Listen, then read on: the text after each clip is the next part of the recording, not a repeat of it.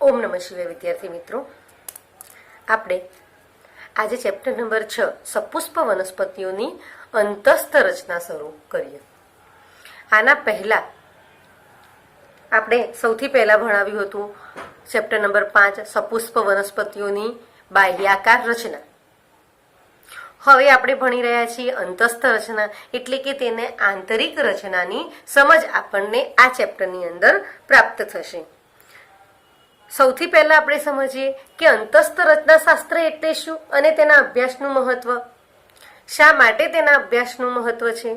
તો મોટા કદના સજીવો ની રચનાકીય સમાનતાઓ અને ભિન્નતાઓ સહેલાઈથી જોઈ શકાય એ રીતે આંતરિક રચનાઓમાં પણ ઘણી સામ્યતાઓ અને ભિન્નતાઓ જોવા મળે છે. આપણે શું જોયું હતું કે એકદળી અને દ્વિદળી વનસ્પતિમાં આપણે બાહ્યાકાર રચનાની દ્રષ્ટિએ આપણને ભિન્નતા જોવા મળતી હતી. શું? તો પર્ણોની અંદર જાલાકાર શિરાવિન્યાસ એ દ્વિદળીમાં જોવા મળે, એક દળીની અંદર સમાંતર શિરાવિન્યાસ જોવા મળતો હતો. મૂળની વાત કરીએ તો સોટી મૂળ તંત્ર અને તંતુ મૂળ તંત્ર, એક દળી વનસ્પતિની અંદર તંતુ મૂળ તંત્ર જોવા મળે, જ્યારે દ્વિદળી વનસ્પતિની અંદર સોટી મૂળ તંત્ર. આ બાહ્યાકાર રચનાઓ તો જોવા મળે જ છે, એટલે કે બાહ્યાકાર રીતે તો તેઓ અલગ છે, પણ રચનાકીય સમાનતાઓ એટલે કે ભિન્નતાઓ જે છે તે આંતરિક રચનાઓમાં પણ ઘણી સામ્યતાઓ અને ભિન્નતાઓ, એવી જ રચનાઓ જે છે તે ભિન્નતાઓ અને સામ્યતાઓ આંતરિક રચનાની અંદર પણ જોવા મળે છે. અને આ આંતરિક રચનાના અભ્યાસને આપણે અંતસ્થ રચના શાસ્ત્ર તરીકે ઓળખીએ છીએ.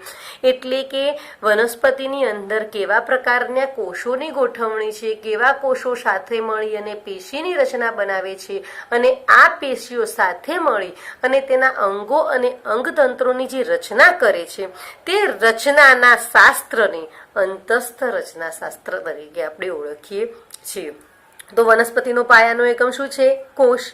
કોષો શેનું નિર્માણ કરશે? પેશીઓનું. અને પેશીઓ થશે અંગોમાં રૂપાંતરિત. તો વનસ્પતિના વિવિધ અંગો તેમજ આંતરિક રચનામાં જે જુદાપણું દર્શાવે, જેમ કે આવૃત બીજધારી વનસ્પતિઓમાં દ્વિદળી અને એકદળી બંનેની આંતરિક રચનામાં ભિન્નતા જોવા મળે, જેમ બાહ્ય રચનામાં ભિન્નતા જોવા મળે તેમ આંતરિક રચનાની અંદર પણ ભિન્નતા જોવા મળે. તેઓની વાહી એધાઓ, પુલીય એધાઓ, તેની અંદર અન્નવાહક અને જલવાહકની ગોઠવણી, આ બધી જ રચનાઓની અંદર અલગતાપણું જોવા મળે. તો આ અલગતાપણું અથવા તો આ ભિન્નતા છે તે આપણે અહીંયા અભ્યાસ કરવાનો છે. આંતરિક રચનાઓ તેમના ભિન્ન પર્યાવરણ પ્રત્યે અનુકૂલનો પણ દર્શાવે છે, એટલે કે જેવા પ્રકારનું અનુકૂલન વનસ્પતિ દર્શાવે છે એવા જ પ્રકારના અનુકૂલનો માટે પણ તે રચનાકીય, જેમ કે આપણે જોઈએ છે કે શંકુદ્રુપ વનસ્પતિઓ જોશો કે જેમ કે બર્ફીલા પ્રદેશની અંદર જે વનસ્પતિઓ જોવા મળશે ઠંડા પ્રદેશોની અંદર, તો તેના પર્ણો એવા હશે કે જે ક્યુટિકલથી આવરિત હશે તેની ઉપર, અને પર્ણોની રચના પણ એવી હશે કે બરફ તેની ઉપર પડે તરત જ તે નીચે સરકી જાય, જેથી કોષો આસુન ના થાય. પછી કેટલીક વનસ્પતિઓ જેમ કે શુષ્ક પ્રદેશની વનસ્પતિઓ હશે તો તેઓના પર્ણોની રચના એવી રીતે હશે. આપણે જોયું હતું કે ફાફડા થોર તેના પર્ણો ખેરવી નાખે, પ્રકાંડ પર્ણ સદસ્ય બને. તો આ બધા જે અનુકૂલનો છે તે અનુકૂલનો તેમની આંતરિક રચનાની અંદર પણ સ્પષ્ટ રીતે જોઈ શકાય છે. અને અહીંયા આપણે આ ચેપ્ટરની અંદર આ જ બધી વસ્તુઓનો અભ્યાસ કરવાનો છે. તો સૌથી પહેલા ભણીએ આપણે પેશી. તો પેશી એટલે શું? પેશીની વ્યાખ્યા કરીએ આપણે. તો પેશી એટલે શું? તો સમાન ઉત્પત્તિ, આગળ પણ ભણી ગયા છીએ, ફરીથી હું તમને જણાવું કે પેશી એટલે શું? તો સમાન ઉત્પત્તિ સ્થાન અને સમાન કાર્ય કરતા કોષોના સમૂહને પેશી કહીએ છીએ. આપણે આગળ વનસ્પતિ વર્ગીકરણ અને પ્રાણી વર્ગીકરણની અંદર સ્પષ્ટ રીતે સમજી ગયા કે એક કોષી સજીવો જે છે તેઓ સાથે રહ્યા તો પણ કાર્યની દ્રષ્ટિએ અલગ અલગ કાર્ય કરતા સછિદ્ર સમુદાયની અંદર આપણે જોયા. એમ જે લીલની વાત કરીએ તો લીલમાં એક કોષીય લીલ હતી, પછી બહુકોષીય લીલ, પરંતુ ક્યુટિકલથી આવરિત હતી, પણ કાર્યની દ્રષ્ટિએ તેઓ બધા જ કોષો પોતપોતાનું કાર્ય સાથે કરતા હતા. ધીરે ધીરે તેમાં અનુકૂલનો સંધાયા અને આ બધા જ કોષો હતા તેઓ દરેક કોષો અલગ અલગ કાર્ય માટેના સમૂહો તૈયાર કરે. તો સમાન ઉત્પત્તિ એક જ સાથે હોય, સમાન કાર્ય કરતા કોષોના સમાન એક જ કાર્ય, જલવાહક પેશી જલવાહકનું કાર્ય કરશે, અન્નવાહક પેશી અન્નવાહકનું કાર્ય કરશે, મૃદુતક પેશીની રચના, એમ એક જ સરખું કાર્ય કરવા માટે જે કોષોનો સમૂહ બન્યો છે તેને આપણે પેશી તરીકે ઓળખીએ છીએ. વનસ્પતિઓ વિવિધ પ્રકારની પેશીઓની બનેલી હોય છે અને નવા રચાયેલા કોષો વિભાજનની ક્ષમતા ધરાવે છે કે નહીં તેને આધારે વનસ્પતિઓની મુખ્યત્વે બે જૂથમાં આપણે વર્ગીકૃત કરીએ છીએ. એક વર્ધનશીલ પેશી અને સ્થાયી પેશી. એટલે કે વનસ્પતિની અંદર વિવિધ પ્રકારની પેશીઓ આવેલી હોય છે અને આ પેશીની અંદર કેટલાક કોષો એવા હોય છે જે વારંવાર વિભાજન પામ્યા જ કરશે, વિભાજન પામી અને નવા કોષો સર્જ્યા જ કરશે. જ્યારે કેટલીક પેશીઓ એવી હશે કે તે સ્થાયી થઈ જશે, તેમાં નવા કોષોનું વિભાજન એટલે કે નવા કોષોની રચના થશે નહીં, વિભાજન પામી અને નવા કોષો નહીં બને. એ પેશી એક કાર્ય માટે રૂપાંતરિત થઈ જશે. હા, જે કોષો ઘસારો પામે છે તેની જગ્યાએ નવા કોષો ઉત્પન્ન થાય, પરંતુ વારંવાર જીવંત પર્યંત વિભાજિત થઈ અને નવા કોષો ઉત્પન્ન ના કર્યા કરે. તો આવા વિભાજિત થતા અને સ્થાયી થઈ ગયેલા કોષો એ બંને પ્રકારના પેશીઓને આપણે અલગ અલગ રીતે વર્ણવીએ છીએ. જે વારંવાર વિભાજિત થતી જ રહે છે તેને આપણે વર્ધનશીલ પેશી એટલે કે કોષો ઉમેરતા રહે, નવા કોષો ઉમેર્યા જ કરે અને નવી પેશીઓની નવી રચના કર્યા જ કરે તો તેને આપણે વર્ધનશીલ, વર્ધવું માટે વર્ધનશીલ પેશી. સ્થાયી પેશી એટલે કે જે સ્થાયી થઈ જાય છે, કોઈ ચોક્કસ કાર્ય માટે રૂપાંતરિત થઈ જાય છે.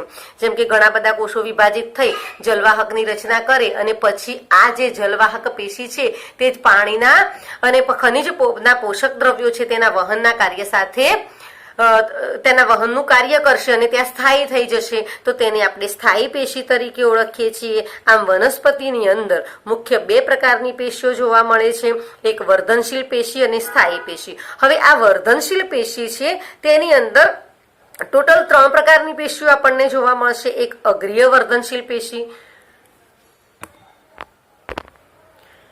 બીજી આંતરવિષ્ટ વર્ધનશીલ પેશી અને ત્રીજી આવશે પાર્શ્વીય. એમ 3 પ્રકારની વર્ધનશીલ પેશીના 3 પ્રકાર થશે. આના ટોટલ 3 પ્રકાર, અગ્રીય, પછી પાર્શ્વીય અને આંતરવિષ્ટ, એમ 3 પ્રકારની પેશી. જ્યારે સ્થાયી પેશીની વાત કરીએ તો સ્થાયીની અંદર સરળ પેશી અને જટિલ પેશી. જટિલ પેશીમાં જલવાહક અને મૃદુતકની રચના થશે, જ્યારે સરળ પેશીની અંદર મૃદુતક, સ્થૂલકોણક અને દ્રઢોતકની રચના જોવા મળશે. ફરીથી સમજાવી દઉં વિદ્યાર્થી મિત્રો, વર્ધનશીલ પેશીમાં 3 પ્રકારની પેશીઓ જોવા મળશે. તેને બીજા 3 પેટા વિભાગમાં આપણે વિભાજિત કરીએ. એક અગ્રીય, પછી આંતરવિષ્ટ અને પાર્શ્વીય વર્ધનશીલ પેશી. જ્યારે સ્થાયી પેશી છે તેને 2 માં વિભાજિત કરીશું, સરળ પેશી અને જટિલ પેશી. સરળ પેશી એટલે મૃદુતક પેશી, સ્થૂલકોણોત્તક પેશી અને દ્રઢોત્તક પેશી. જ્યારે જટિલ પેશીની અંદર જલવાહક પેશી અને અનવાહક પેશી. આમ વનસ્પતિની અંદર પેશીઓની વહેંચણી કરેલી જોવા મળે છે. હવે આપણે વાત કરીએ સૌથી પહેલા વર્ધનશીલ પેશી. વર્ધનશીલ પેશી વિશે અભ્યાસ કરીશું કે વર્ધનશીલ પેશી એટલે શું અને તેના વિવિધ પ્રકાર સમજાવો. તો વનસ્પતિઓમાં વૃદ્ધિ મોટે ભાગે ક્રિયાશીલ કોષ વિભાજનના ચોક્કસ વિસ્તારો પૂરતી મર્યાદિત હોય છે. સક્રિય રીતે વિભાજન પામતા કોષોના સમૂહને આપણે વર્ધનશીલ પેશી કહીએ છીએ. એટલે કે વનસ્પતિની અંદર વૃદ્ધિ મોટે ભાગે કોઈ ચોક્કસ વિસ્તારો પૂરતી હોય, ચોક્કસ કોઈ એક જ જગ્યાએ વારંવાર કોષો વિભાજિત થતા હોય તો તેવા વિભાજન પામતા કોષોના સમૂહને આપણે વર્ધનશીલ પેશી કહીએ છીએ. અને તેના 3 પ્રકાર. સૌથી પહેલા આપણે ભણીએ અગ્રીય વર્ધનશીલ પેશી. તો અગ્રીય એ અગ્રભાગે આવેલી જોવા. અગ્ર એટલે કયો અગ્ર? તો મૂળના અગ્રભાગે અથવા તો પ્રકાંડના અગ્રભાગે. મૂળ તથા પ્રરોહના અગ્રસ્ત ભાગમાં રહેલી પ્રાથમિક પેશીઓનું નિર્માણ કરતી વર્ધનશીલ પેશીઓને આપણે અગ્રીય વર્ધનશીલ પેશી તરીકે ઓળખીએ છીએ. ફરીથી મૂળ અને પ્રકાંડ. ધારો કે આ વનસ્પતિ છે, વનસ્પતિનું આ મૂળ છે, તો મૂળની આ ટોચના ભાગે અહીંયા પણ વર્ધનશીલ પેશી આપણે ભણી જ ગયા છીએ વનસ્પતિ બાહ્યાકાર વિદ્યામાં. વર્ધનશીલ પેશી. પછી પ્રરોહ છે, તો પ્રરોહની અગ્રકલિકા મેં સમજાવ્યું હતું તમને.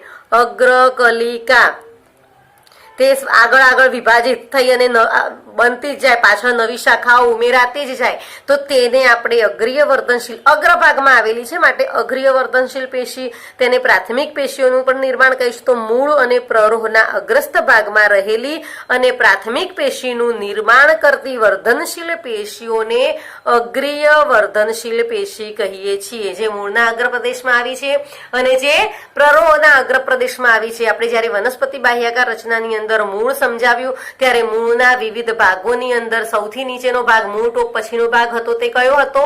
વર્ધનશીલ પેશી. પછી ઉપરના ભાગો, પછી આવતો હતો કયો? વિસ્તરણ પ્રદેશ, પરિપક્વન પ્રદેશ. પરિપક્વન પ્રદેશની અંદર થી મૂળો ઉત્પન્ન થતા હતા. તો જે સૌથી પહેલા મૂળ ટોપ પછીનો જે ભાગ હતો તે હતો વર્ધનશીલ પેશીનો. એવી જ રીતે પ્રરોહમાં અગ્રકલિકાનો જે ભાગ છે તે પણ આવશે અગ્રીય વર્ધનશીલ પેશીનો, અને તેનું કાર્ય છે વનસ્પતિના અગ્રીય ભાગો એટલે કે સતત તેના વિકાસનો વધારો કરવો, તે તેનું કાર્ય છે.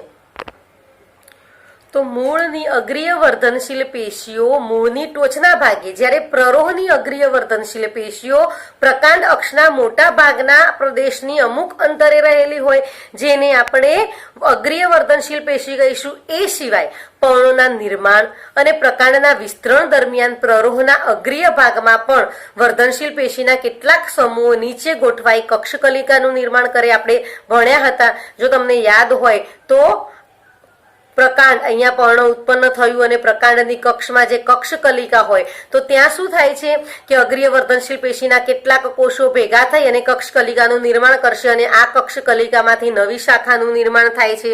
તો આવી કલિકાઓ પર્ણોની કક્ષમાં પણ હાજર હોય છે અને શાખા કે પુષ્પ ધારણ કરવાની ક્ષમતા ધરાવે છે. અને આ જે છે તેઓ શાખા બનાવે, તેની ઉપર પુષ્પ પણ ધારણ થાય, પર્ણો પણ ધારણ થાય તેવી ક્ષમતા પણ તેઓ ધરાવે છે. તો અગ્રીય વર્ધનશીલ પેશી તમે સમજી ગયા. જે વર્ધનશીલ પેશીનો પહેલો પેટા પ્રકાર, તો વર્ધનશીલ પેશીમાં પહેલો આવ્યો અગ્રીય વર્ધનશીલ પેશી, જે મૂળ અને પ્રરોહના અગ્રીય પ્રદેશમાં આવેલી હોય છે, અને તે સતત વિભાજન એટલે કોષોને વિભાજિત કરી અને નવા કોષો ઉમેરી અને કક્ષકલિકાનું નિર્માણ કરે, પર્ણોના અને પ્રકાંડના વિસ્તરણ દરમિયાન કાર્ય કરશે. આમ નવી શાખાઓનું નિર્માણ થતું જ રહે છે. મૂળને પણ જમીનમાં ઊંડે સુધી ઉતરવા માટે વર્ધનશીલ પેશી જ ક્રિયાશીલ રહે છે. હવે આપણે વાત કરીએ આંતરવિષ્ટ વર્ધનશીલ પેશી. આને પણ પ્રાથમિક પ્રકારની યાદ રાખજો વિદ્યાર્થી મિત્રો, કે જે અગ્રીય વર્ધનશીલ પેશી અને આંતરવિષ્ટ વર્ધનશીલ પેશી બંનેને આપણે પ્રાથમિક પેશી તરીકે ઓળખીએ છીએ. પ્રાથમિક એટલા માટે કે આ બંને પ્રકારની જે પેશીઓ છે તે જ્યારે વનસ્પતિના ઉદ્ભવની સાથે જ નિર્માણ પામે છે, એટલે કે જેવું તેનું અંકુરણ થાય એ સાથે જ નિર્માણ પામે છે, માટે તે બંનેને આપણે પ્રાથમિક વર્ધનશીલ પેશીઓ પણ કહીએ છીએ. પ્રાથમિક વર્ધનશીલ પેશીઓ પણ કેવી? અગ્રીય અને આંતરવિષ્ટ. તો આંતરવિષ્ટ વર્ધનશીલ પેશી, આંતરવિષ્ટ એટલે વચ્ચે રહેવું, અગ્રીય એટલે પહેલા, તો આંતરવિષ્ટ એટલે વચ્ચે. વચ્ચે એટલે ક્યાં? તો વનસ્પતિના જે પર્ણો છે તેની વચ્ચે જોવા મળશે.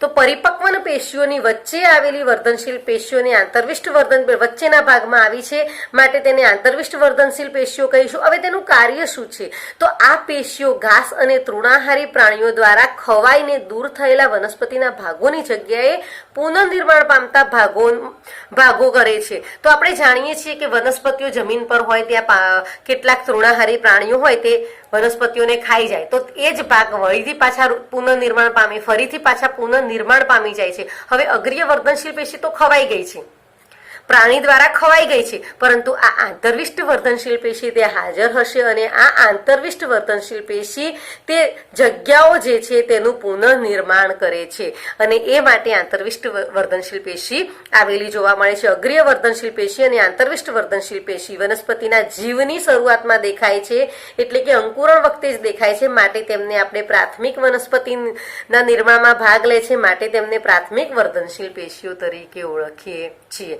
મેં તમને પહેલા સમજાવી દીધું કે આંતરવિષ્ટ અને અગ્રીય બંનેને આપણે પ્રાથમિક વર્ધનશીલ પેશીઓ કહીએ છીએ. હવે આપણે વાત કરીએ પાર્શ્વીય વર્ધનશીલ પેશી. પાર્શ્વીય તેને આપણે દ્વિતીય વર્ધનશીલ પેશી તરીકે પણ ઓળખીએ છીએ.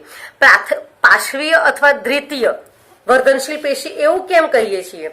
તો દ્વિતીય અથવા પાર્શ્વીય વર્ધનશીલ પેશી એટલા માટે કહીએ છીએ કે આ વનસ્પતિ જે છે તે પરિપક્વનના ભાગોમાં આવેલી છે, અને વનસ્પતિનો વિકાસ થઈ જાય એ પછી દેખાવ દે છે, એટલે કે પહેલા વનસ્પતિને વિકસવા દે છે, તેના વિકાસ પછી પાછળથી ઉત્પન્ન થતી પેશી છે, માટે તેને પાર્શ્વીય અથવા દ્વિતીય વર્ધનશીલ પેશી તરીકે ઓળખીએ છીએ. હવે ઘણી ખરી વનસ્પતિઓમાં મૂળ અને પ્રકાંડના પરિપક્વન ભાગોમાં આવેલી જોવા મળે છે કાષ્ઠીય અક્ષ ઉત્પન્ન કરે છે, અને પ્રાથમિક વર્ધનશીલ પેશીના નિર્માણ પછી દેખાય છે, માટે આપણે તેને દ્વિતીય વર્ધનશીલ પેશી કહીએ છીએ. હવે આનું કાર્ય શું છે? તો વનસ્પતિની જાડાઈમાં વધારો કરવાનો. આપણે વનસ્પતિ પહેલા વિકાસ પામી જાય પછી તેનો ઘેરાવો વધે છે તો તેની જાડાઈમાં તો તે નળાકાર વર્ધનશીલ પેશી છે. નળાકાર પુલ્ય એધા, વાહી એધા, આંતરપુલ્ય એધા, ત્વક્ષ એધા એવી પેશીઓનું નિર્માણ કરે છે. માટે દ્વિતીયક પેશીઓના નિર્માણ માટે જવાબદાર છે. એટલે કે પાછળથી જે પેશીઓ ઉત્પન્ન થાય છે તે બધી જ પેશીઓના નિર્માણ માટે પાર્શ્વીય વર્ધનશીલ પેશી જવાબદાર જોવા મળે છે. ફરીથી પાર્શ્વીય વર્ધનશીલ પેશી, તો પાર્શ્વીય વર્ધનશીલ પેશીને આપણે દ્વિતીય અથવા પાર્શ્વીય વર્ધનશીલ પેશી પણ કહીએ છીએ, કારણ કે તે વનસ્પતિના ઉદ્ભવ એટલે કે વિકાસ પછી ઉત્પન્ન થાય છે. પ્રાથમિક વર્ધનશીલ પેશીનું નિર્માણ પૂરું થઈ જાય, આ બંને આંતરવિષ્ટ અને અગ્રીયનું નિર્માણ પૂરું થઈ જાય પછી દેખાવ દે છે. માટે તેની દ્વિતીય અથવા પાર્શ્વીય વર્ધનશીલ પેશી કહીએ છીએ. ક્યાં આવેલી છે? તો મૂળ અને પ્રકાંડના પરિપક્વન ભાગોમાં જોવા મળે છે. તેનું સ્થાન ક્યાં છે? મૂળ અને પ્રકાંડના પરિપક્વન. જ્યારે તેઓ પરિપક્વ થઈ જાય ત્યારે તે જોવા મળે છે. તે નળાકાર વર્ધનશીલ પેશી છે. તે વનસ્પતિના ઘેરાવામાં વધારો કરે છે. એટલે કે તે પુલ્ય એધા, વાહી એધા, આંતરપુલ્ય એધા, એધા, ત્વક્ષ એધા જેવી દ્વિતીયક પેશીઓના નિર્માણ માટે જવાબદાર છે. અહીંયા તમને ત્વક્ષ એધા, એધા, પુલ્ય એધા, વાહી એધા, આંતરપુલ્ય એધા આ બધાની જ સમજ આપણે આ ચેપ્ટરની અંદર આગળ આપીશું. આજે બસ આટલું જ. ઓમ નમઃ શિવાય.